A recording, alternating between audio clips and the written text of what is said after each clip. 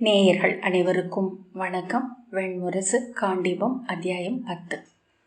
தன் ஒரு முகத்தை இன்னொரு முகத்தால் பார்க்க தெரிந்தவனை தெய்வங்கள் பார்க்கின்றன. 3 முகமுள்ள பேரொருவனின் கதை இது. பிரம்மனின் உளம் கனிந்த மைந்தர்களில் முதல்வர் மரிசி. அவர் வெண்பெருக்கில் ஒரு நீர் தீற்றல் என திகழ்ந்தார். அவர் பெற்ற மைந்தரான காசியபர் பெருநாகமான தட்சனின் மகள் அதிதியை மணந்து பெற்ற மைந்தர்களை ஆதித்யர்கள் என்றனர். ஆதித்யர்களில் முதலோன் இந்திரன். தாதா, ஆரியமா, மித்ரன், ருத்ரன், வர்ணன், சூரியன், பகன், விவஸ்வான், பூஷா, சவிதா, துவஷ்டா, விஷ்ணு என்னும் 12 ஆதித்யர்களும் அவனுக்கு இளையோர்.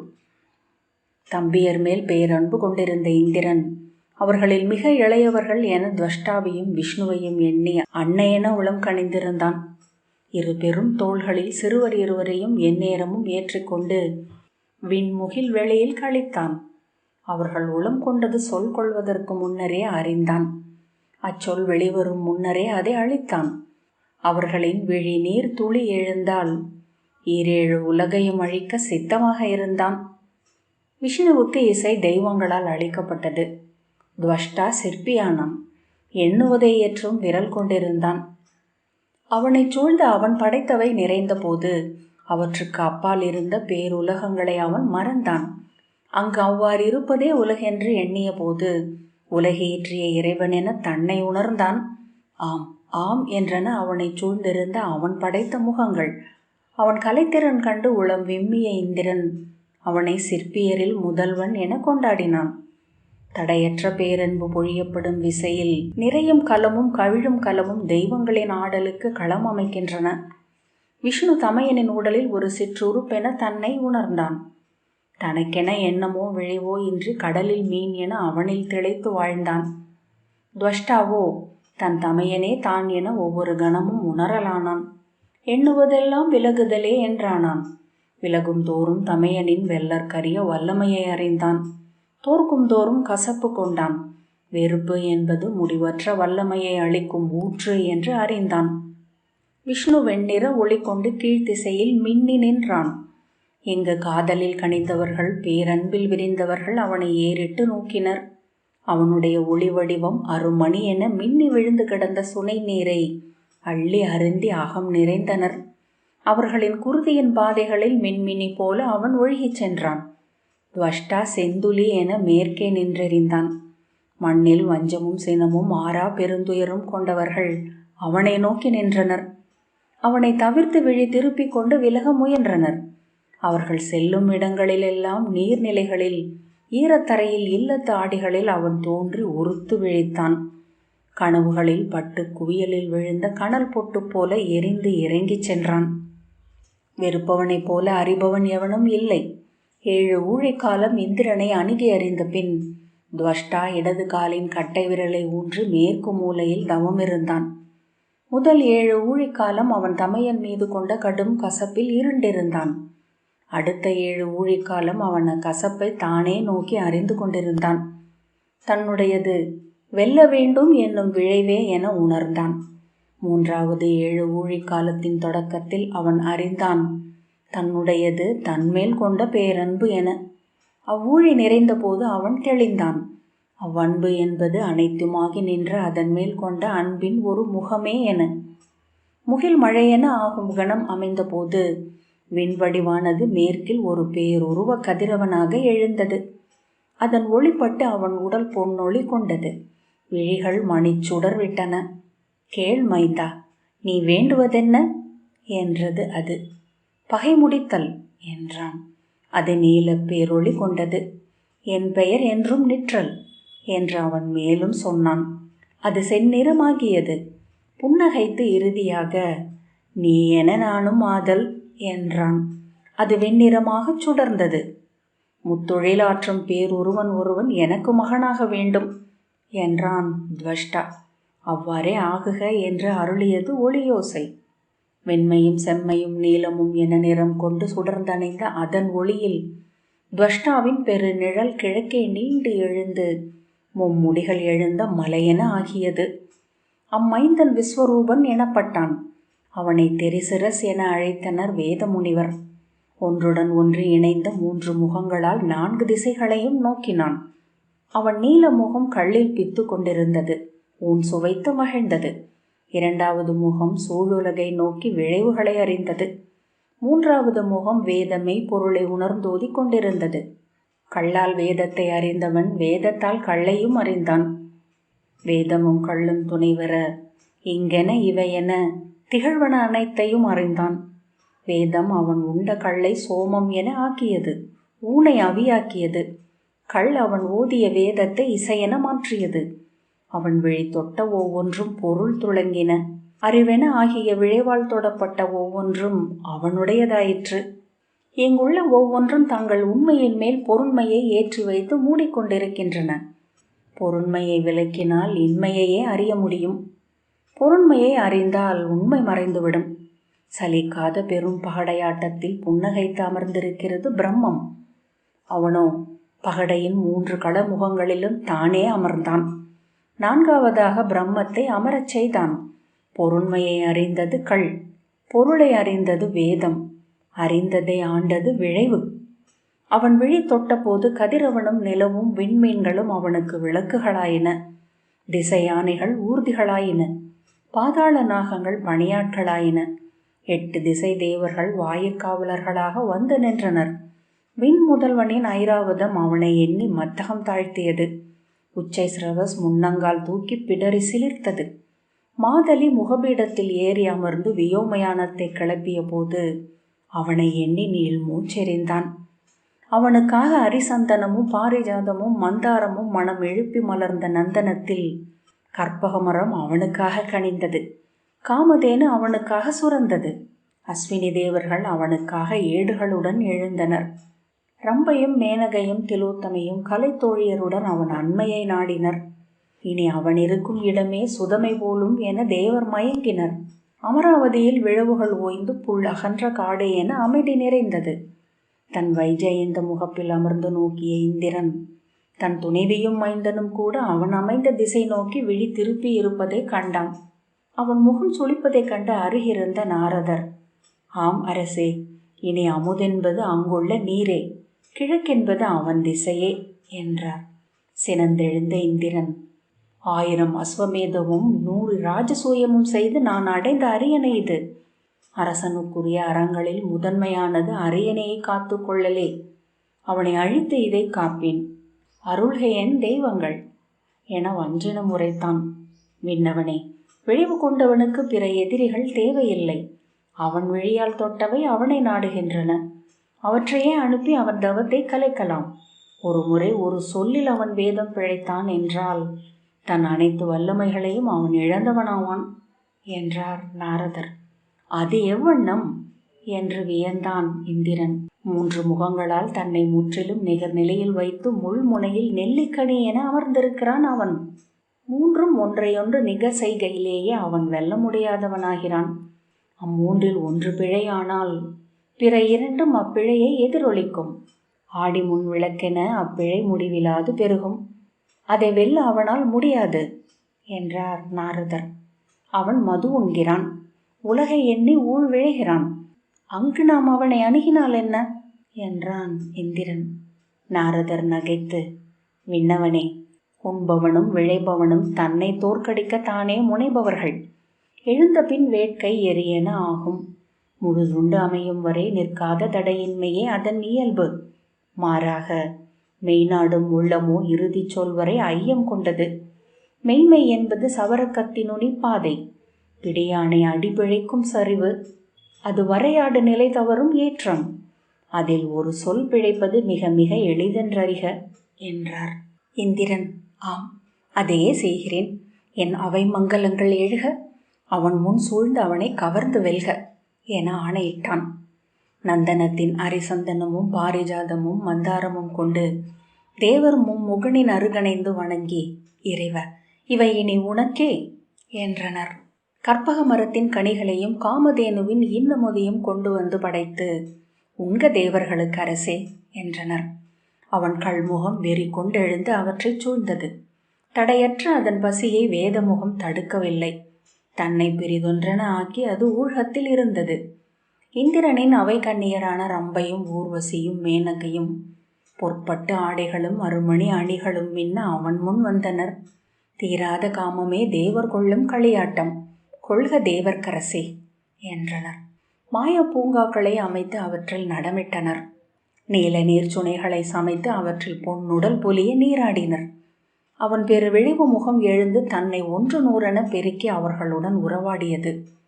தன்மத்தத்தில் மூழ்கிய சுவை முகம் அதை அறியவில்லை. வேதமை நாடிய முகமோ மறு எல்லை என எங்கோ இருந்தது. கள்ளில் ஆடுகையிலும் காமம் நாடுகையிலும் உள்ளுரைந்த அறம் வந்து வழிமறிக்காத உள்ளம் இல்லை தேவர்க்கரசே என்றார் நாரதர். ஆகவேதான் எங்கும் எவரும் அதில் முழுதும் திளைக்க கூடுவதில்லை. அச்சமும் ஐயமும் உட்கரந்துதான் அவர்கள் நுகர்கிறார்கள். கோட்டையின் பின்பக்கம் திறந்திருக்கும் அந்த வாயிலே அவர்களை வெல்லும் வழி. இவனோ முற்றிலும் தடையற்று புயலென பெருகி சுவை மேல் படர்கிறான், காமத்தை சூழ்கிறான். இவ்வழியே அவனை வெல்லல் அரிது. நான் அறிவேன் இவனை வெல்லும் வழி என்று எழுந்தான் இந்திரன். இடியோசையை முரசொலியாக்கி தேவர் படை திரட்டி கொண்டான். மின்னல்களை வாள்களென ஏந்தி முகில் குவைகளை மத களிறுகளென ஆக்கி திரண்டு கிளம்பினான். கிழக்கு எல்லையில் விண் நிறைத்து நின்றிருந்த மும்முகனை சூழ்ந்தான். சுவையில் திளைத்திருந்த முகம் ஒரு பெரும் பன்றியாகியது. விழைவில் சிவந்த முகம் சிம்மமென உருமியது. வேதம் பெருகிய முகம் ஒரு வெண் பசுவென விழித்திறந்தது. பன்றியை கொல்லலாம், சிம்மத்தை வெல்லலாம், பசுவை வெல்ல முடியாதென்று அறிந்து இந்திரன் திகைத்தான்.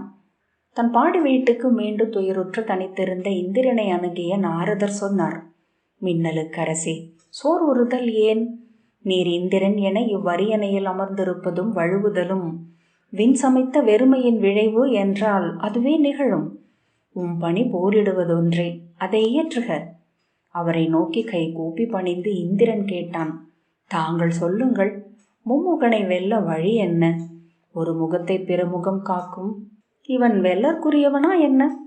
மெய்மை தேர் தவத்தை கலைக்கும் கரவு ஒன்றே, மெய்மையை முழுதறிய வேண்டுமென்னும் விழைவு.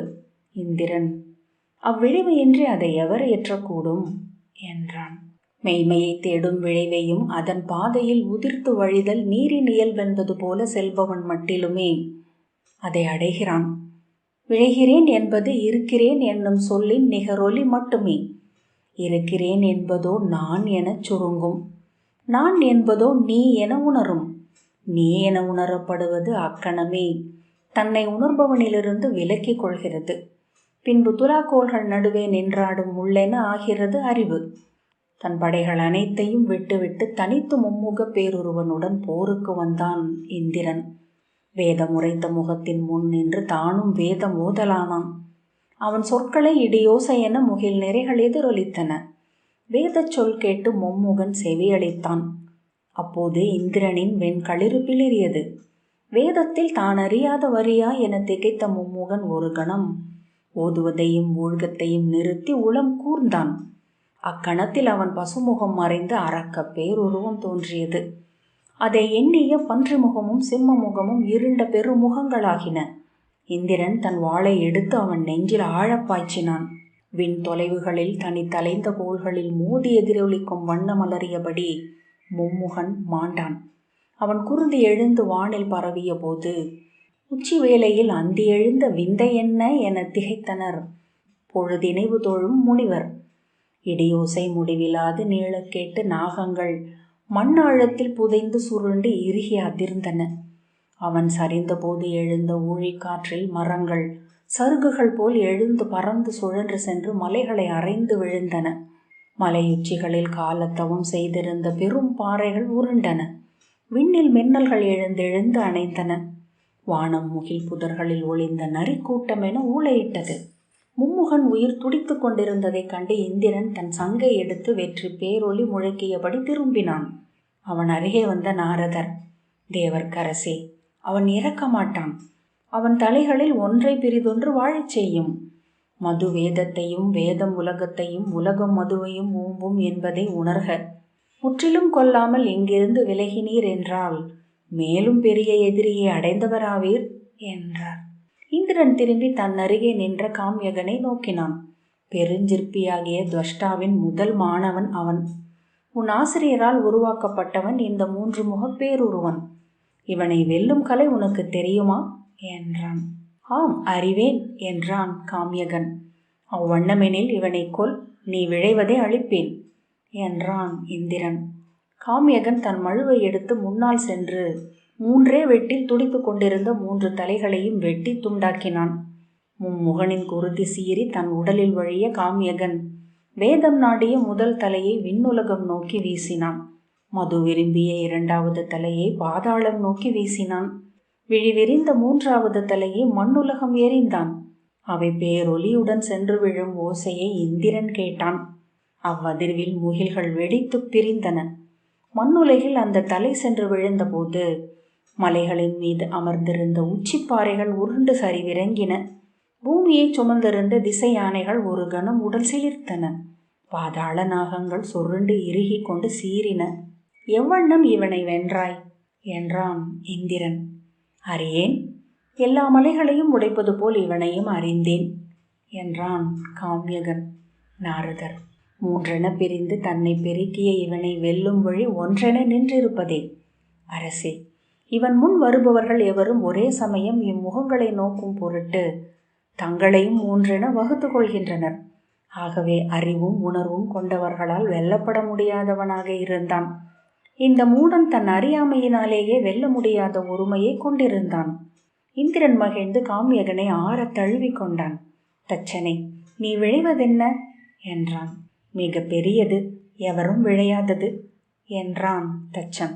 இந்திரன், அதர்வ வேள்விகளில் பலியென அளிக்கப்படும் பசுவின் தலையை எவரும் விழைவதில்லை. அதைவிட பெரியது அபியாவதும் இல்லை. இனி அது உனக்கென்றே ஆகுக என்று சொல்லளித்தான். காம்யகன் பற்களை காட்டி வணங்கி, அவை எனக்கு இனியவை அரசே என்றான்.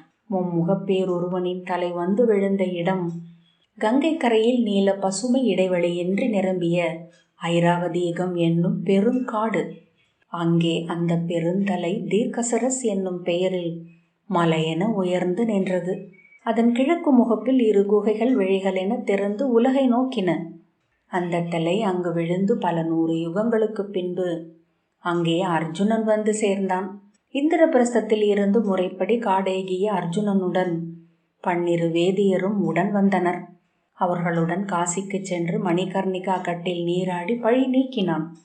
பின்னர் அங்கே சந்தித்த முனிவர்களுடன் கங்காத்வாரம் சென்று அங்கு நன்னீராடி அகத்தூய்மை கொண்டான். அங்கிருந்து தனியாக இமயமலை நோக்கி அவன் கிளம்பிய போது, இளவரசி, 1 வருடம் நீங்கள் காட்டில் உறைய வேண்டும் என்பதே ஆணை.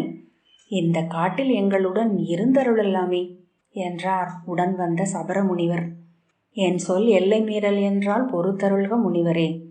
உங்கள் உள்ளம் பெருவெளியின் எல்லையின்மையை ஒவ்வொரு கணமும் நாடுகிறது. அவ்வூகம் தெய்வங்களுக்கு உகந்தது. நானோ என் அகவெளியின் எல்லைக்கு அப்பால் என்ன என்று ஒவ்வொரு கணமும் தேடிக்கொண்டிருப்பவன். இப்புவியில் நான் செல்லும் பயணங்களெல்லாம் என்னுள் நுழைந்து செல்பவை என்றே உணர்கிறேன். நான் காணும் ஒவ்வொரு எல்லையிலும் பாம்பு தன் உரையை என என்னை கழற்றிவிட்டு கடந்து செல்கிறேன். செல்ல செல்ல பெருகும் என்னுள் பெருகாதிருப்பது ஒரு வினா மட்டுமே. என்னை முற்றிலும் கழற்றிவிட்டு அவ்வினா மட்டுமாக நான் எஞ்சும் ஒரு தருணம் வரும். அதுவரை எங்கும் அமர்ந்திருக்க என்னால் இயலாது. அவ்வாறே ஆகுக என்று சபரமுனிவர் வாழ்த்தினார். கங்கையின் தோழிகளால் புறக்கப்பட்ட பெருங்காட்டினூடாக யானை மந்தைகள் சென்று உருவான வழியில் அர்ஜுனன் நடந்தான். கங்கையின் பேரோசையை மட்டுமே கேட்டுக்கொண்டிருந்தான். அது அவன் அகப்பேரோசை என்றாயிற்று. சொற்கள் மறைந்து ஒற்றை மீட்டல் என அவனுள் ஒலித்தது. கோடானு கூடி இலைகள் அவ்வொலியை ரீங்கரித்தன. இருண்ட மலைப்பாறைகள் அவ்வொலியாக அமர்ந்திருந்தன. முகில் நுரைத்த வானம் அவ்வொலி என கவிந்திருந்தது. ஐராவதீகத்தின் எல்லையில் ஓங்கி நின்றிருந்த பெரும் பாறை ஒன்றைக் கண்டு அர்ஜுனன் வியந்தான். 3 கரும்பாறைகளுக்கு மேல் 100 யானை அளவுள்ள பெரும் பாறை ஒன்று தூக்கி வைக்கப்பட்டிருந்தது. அதை அணுகிச் சுற்றி வந்தான். இயற்கையாக அந்த பாறை மேலேற முடியாதென்று உணர்ந்தான். 3 பாறைகளும் முற்றிலும் நிகராக எடை வாங்கும்படி அமைக்கப்பட்டிருந்தன. மேலே அமர்ந்திருந்த பெரும் பாறையின் குவியம் 3 பாறைகள் நடுவே கூர்ந்திருந்தது. 3 முறை சுற்றி வந்த அவன் அப்பாறை விழாவில் குடைவு சிற்பமென வரையப்பட்டிருந்த 5 தலை நாகத்தை கண்டான். அதை நன்கு நோக்கும் பொருட்டு விலகிச் சென்று பிறிதொரு பாறை மேல் ஏறிக்கொண்டான். 5 தலை நாகம் தழல்னா பறக்க விழி கூர்ந்தது. நோக்க நோக்க அதன் கல் விழிகளில் நச்சு இழக் கண்டான். உடல் நெளித்து வளைந்திறங்கி பாறையிலிருந்து இழிந்து அருகணையும் என்பது போல உளமயக்கு எழுந்தது. நாகத்தின் வால் 7 முறை பின்னி உருவாக்கிய மந்தனச் சொல் என்ன என்று அவன் அறிந்தான். ஐராவதீகம் உருவான பின்பு அதன் எல்லை கடந்து உள்ளே நுழைந்த முதல் மானுடன் அவன். எல்லைகளை மீறி செல்லும் எவரும் முன்பிருந்தது போல் மீள்வது இயலாது. எல்லைகள் அனைத்துமே எச்சரிக்கைகள். எச்சரிக்கைகள் அனைத்துமே அறைகூவல்கள். விழிகளை மூடி சித்திரரதன் அளித்த சாசூஷி மந்திரத்தை மும்முறை உரைத்து ஓங்காரத்தில் நிறுத்திய பின் அவன் விழி திறந்தான். எதிரே ஓங்கி நின்றிருந்த தீர்க்கசரசை நோக்கினான். அதன் விழிகள் ஒளி கொண்டு அவனை நோக்கின. அதன் 2 பக்கமும் பிற தலைகளும் தோன்றின. மும்முக பேரொருவன் அவனை நோக்கி புன்னகைத்தான். அர்ஜுனன் 2 கைகளையும் மார்பின் மேல் கட்டியபடி அதை நோக்கி நின்றான். பின்னர் பெருமூச்சுடன் ஐராவதீகத்தின் எல்லையை கடந்து உள்ளே சென்றான். காண்டீபம் 10வது அத்தியாயம் இத்துடன் நிறைவு பெற்றது.